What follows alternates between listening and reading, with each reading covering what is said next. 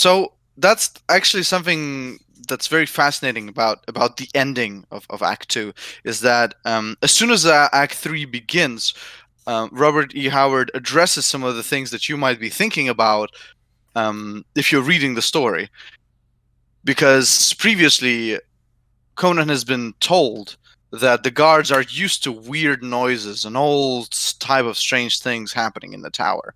So once he slayed this spider, and he's looking down at it, he's also contemplating the same as the reader probably is.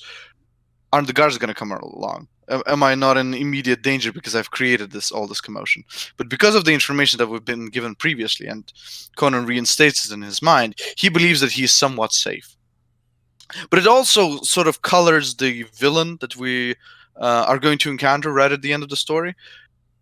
Imagine your employees are so tone deaf to any sort of violence or horrible noises that they don't even go and investigate.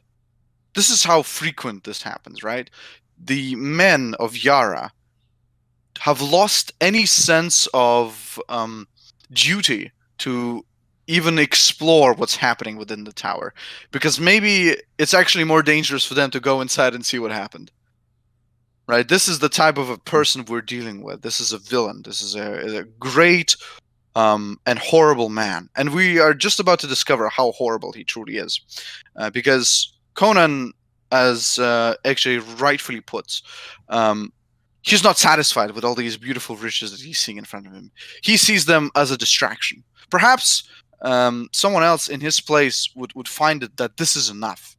That I would take these beautiful jewels that are around me, put them in a sack, and climb down, and that's it, and I'm going. But not Conan, right? Conan is curious, and his curiosity is part of why he's such a compelling character, because he goes down and he finds a set of stairs, and as he walks through them, he's getting this eerie, strange feeling that something is very wrong here. He is like a wolf on a prowl, but instead of finding prey, he's smelling a predator. Because as he's walking, he seems to be very cautious with what he's doing. And then finally, he finds this ivory, beautiful door that leads him straight towards the complete and utter, like, what is it called, swap of the story, where it goes from being very much about the adventure of Conan in and now to the sort of strangeness that you would expect from somebody like H.P. Lovecraft. It goes from being a little bit more grounded. We've only seen lions, and those lions were killed by a toxic powder, but that's something that we can kind of imagine within the realms of possibility. A giant spider, again, not something you will see every day, but perhaps at one point in time, this something could exist. But then Conan meets something that, for us at least, is only a picture that we have seen in depiction of a deity in in hedonism or something. He finds this disfigured statue, at least what he perceives as statue, laying down on this marble couch, and as he approaches it, he fears what is to come, and his fear is somewhat proven right, because it is not just a simple statue, but it is a creature that opens its eyelids to reveal these big, massive yellow jewels behind this marble statue that is now found to be a person. Seems to be this beautiful red gem. But Conan is no longer paying attention to the prize. No, he's paying attention to the statue, just like we, the readers, are. I, as soon as I read this and I realized the statue was alive, I kind of forgot completely about the heart.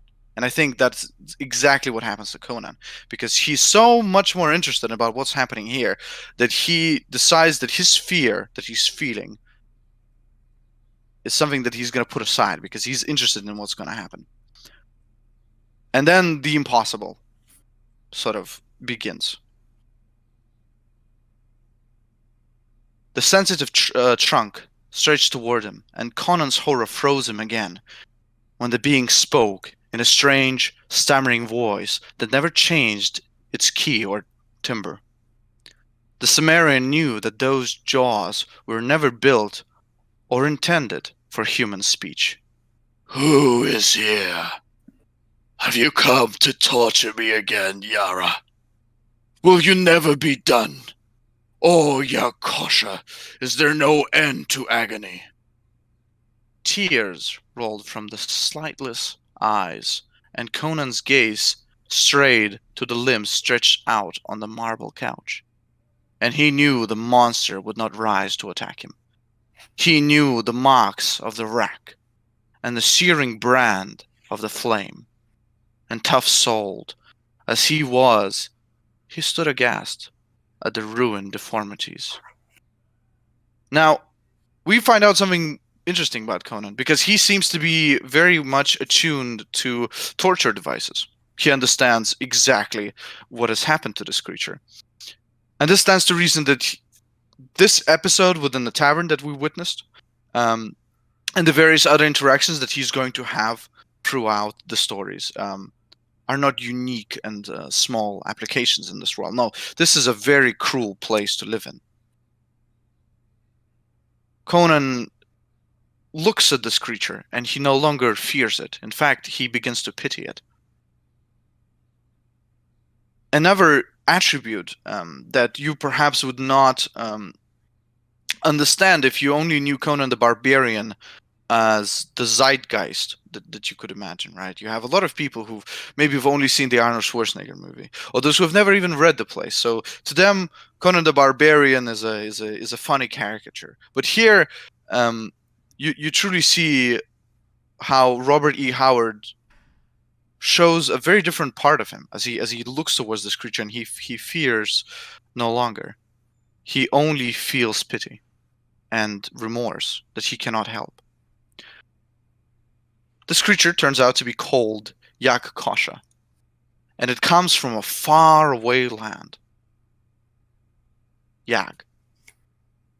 It is so far away in its totality that the creature uses the words such as planet. It's not from this world. It has come here because it is a refugee from a war it was losing.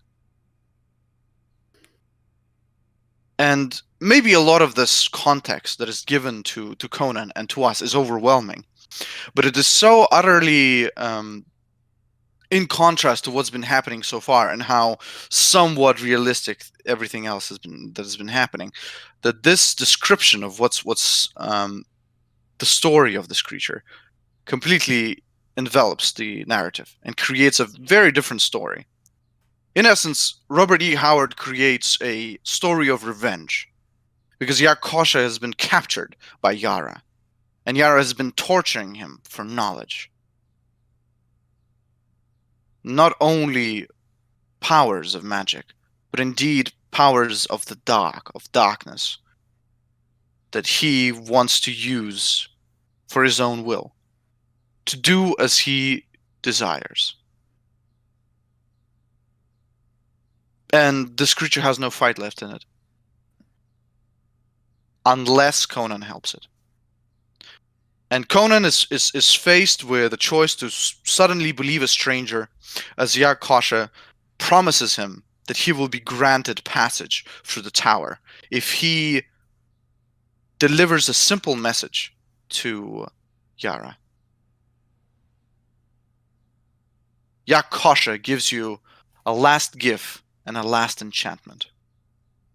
He must say this as he brings the heart of the elephant, the ruby that we saw behind, to him. But before that, he must complete a ritual. And so Conan becomes part of this mythos. He is guided by this creature towards its heart. And it gives him the knowledge that this will destroy me in this form. But at least I will have my revenge. And so Conan takes the heart and he seeps the blood of it into the ruby, into the heart of the elephant, which consumes it like it's a sponge. Instead of it being sort of slickly covered across, no, it consumes this liquid, completing the ritual. And from this point on, Conan is no longer the thief who has come into this place to become rich. He has sympathized with the creature, and he is here on a mission of revenge. Perhaps not his revenge, but of one he is going to complete. When he finally finds Yara, he seems to be massive, larger than life, and not paying attention to Conan. Perhaps a mistake that will cost him his life. And when Conan approaches him and says the words and shows him the heart, the ruby, Yara is completely fixated by it and by its power. And what seems to happen again? I'm interpreting, but it's somewhat of a comedical scene in a way, because Yara is shrunk down to the point where he is nothing but a little screaming mosquito on the table next to the ruby. But it is also, at least what seemed to me, a metaphor of his power being taken away from him. This revenge taking the knowledge which he used for these horrible atrocities that he has been committing, until he is basically consumed by the gem. And within it, the last thing that Conan sees happen to Yara is that he is the shrunken man who is assaulted by a giant elephant humanoid with wings that grabs him and takes him some faraway place. Conan decides he doesn't want to stick around for longer, and Robert E. Howard does something very dramatic that he likes doing in all of his work, where he showcases the true power of the entity we just dealt with afterwards. Because as Conan is running down the stairs and he is kind of remembering that he was